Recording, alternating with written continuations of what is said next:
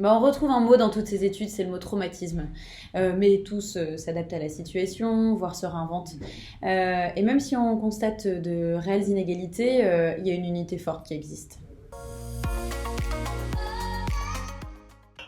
Un tiers des Français estiment ce retour à la normale d'ici 2 à 3 mois et 45% entre 4 à 12 mois.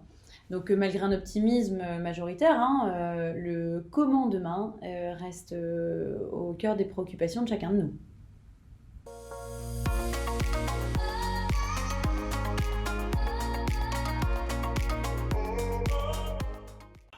Pour certains, cette crise sera plus marquée que pour d'autres, notamment face au repli des investissements publicitaires des annonceurs. On pense à la publicité extérieure, on pense au cinéma et à certaines familles de presse. Ceci dit, la publicité extérieure pourra toutefois se rétablir, selon nous, plus rapidement que les autres médias en raison de son mix client national et local, mais aussi pour la souplesse de son offre. En revanche, le cinéma, l'absence des recettes pendant toute cette période ne sera malheureusement pas compensée. On considère qu'il n'y aurait aucun effet rebond ni report envisagé, d'autant que l'été qui arrive est une période relativement creuse pour ce média. Ce média perd plus de 60% de ses annonceurs, une durée des recettes réduite en quasi-proportion. Mais les généralistes, comme France Info, RTL ou aussi BFM, ou la matinale d'RMC, ont tiré leur épingle du jeu avec des contenus d'information qui ont été perçus comme crédibles.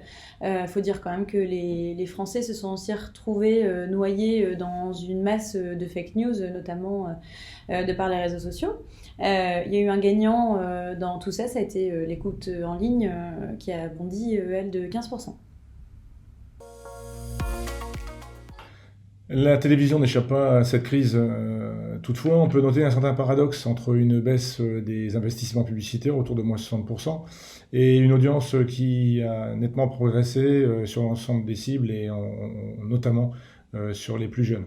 On constate aussi une durée d'écoute moyenne qui est en forte progression, vu qu'elle est passée à 4h39 selon Médiamétrie, soit 53 minutes versus la même période en 2019. Les JT, sans surprise, ont réalisé les meilleures audiences, tout comme les chaînes d'information comme LCI, BFM TV. Cette dernière d'ailleurs réalise le meilleur mois de son histoire. Enfin, la période a été une opportunité pour les chaînes de télévision payantes, ainsi que les plateformes de streaming audio et vidéo et les téléchargements de jeux vidéo. La presse, au bout d'une semaine, elle perdait 72% de sa pagination, à peu près pareil en termes d'insertion. Il y a des inégalités dans les familles. La presse magazine est celle qui a le moins souffert, contrairement à la presse spécialisée et à la presse quotidienne régionale. Il y a une forte accélération forcément du report de cette activité sur les titres numériques. On le voit d'autant plus pour les gratuits d'information. Et chose plus étonnante, il y a même des titres de magazines qui ont stoppé leur diffusion papier. Je pense notamment à des titres comme Point de vue.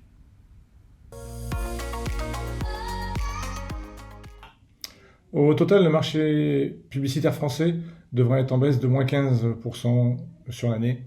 À titre indicatif, il avait été de moins 8% en 2008.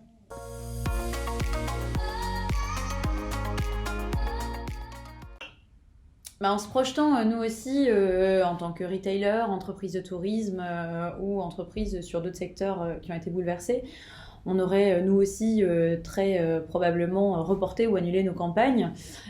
Pourtant, il y a des études sérieuses qui montrent l'importance de communiquer sur cette période.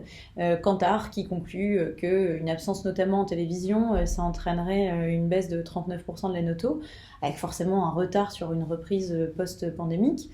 La crise de 2008 aussi a montré que 60% des marques qui avaient choisi de rester silencieuses avaient vu une forte baisse et de leur notoriété, mais aussi de l'intention d'achat. Donc on le sait tous, malheureusement, les points de notoriété sont plus faciles à perdre qu'à gagner.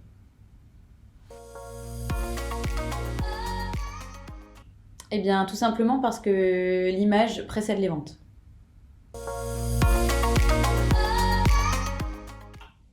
Très peu d'annonceurs ont pris la parole durant cette période de confinement, à tort peut-être pour certaines, parce que l'encombrement publicitaire était peu important et que c'était une opportunité probable pour les marques ou des produits d'émerger dans leur environnement concurrentiel. Ne pas oublier non plus l'avantage tarifaire, vu que les coûts d'achat d'espace très fortement remisés sur cette période, associés à des audiences et des durées d'exposition qui n'ont jamais été égalées, notamment en télé, auraient pu être une bonne opportunité. C'est vrai que c'est la créativité qui est devenue le facteur le plus fort pour se démarquer aujourd'hui. Cependant, pour les publicités que vous avez tournées avant le Covid, il y a des tests qui ont été faits pendant la période de confinement et qui donnent des résultats quasi identiques en termes de perception sur des critères de sympathie, de projection sur la génération de vente, etc. Donc, il n'est pas obligatoire de changer ce que vous aviez réalisé. Ce qu'il faut, c'est que vous restiez fidèle à vos valeurs. L'humain, plus que jamais au cœur des attentes. Comment les marques peuvent m'aider, aider la société. On parle de générosité, comment est-ce qu'elle nous guide vers le changement, quel rôle, quel service, comment est-ce qu'elle s'adapte. Tout ça sans créer un contenu qui semblerait opportuniste. C'est un fait, cette crise sanitaire a considérablement limité la possibilité d'interaction, notamment commerciale, entre les marques et leurs clients. Pour autant, certaines entreprises, en faisant preuve de créativité, de pertinence, s'en sont sorties grandies, tout en maintenant le lien avec leurs clients. Le besoin de communiquer en ultra ciblé, au plus proche de ses clients, ça semble être le point clé des premières phases de déconfinement. Les annonceurs vont certainement devoir s'adapter aussi à de potentiels nouveaux modes de communication, que ce soit en offline, en online et en hors média. Plus agile, plus tactique, plus géolocalisé, rapide à mettre en place, parce qu'à chaque phase de déconfinement devra s'accompagner des actions de communication adaptées certainement à cette nouvelle situation. Comme nous le disions en introduction, il y a des inégalités sur comment l'on vit ce confinement, mais il y a aussi sur comment je vais vivre ce déconfinement. Certains montrent déjà des envies de sortir, de vivre plus, de surconsommer, là où d'autres seront évidemment plus prudents et consommeront autrement. Il faudra donc certainement adapter le message, le bon ton en face du bon vecteur de communication, encore plus ciblé à mes objectifs et à la cible qui est en face, bien informé, souvent rassuré, avoir des répercussions rapides sur mes ventes et sur mon trafic, augmenter les parts de marché, booster la fidélisation, les différents canaux de vente, enfin bref, il va falloir travailler de manière encore plus chirurgicale chaque profil et chaque objectif post-Covid.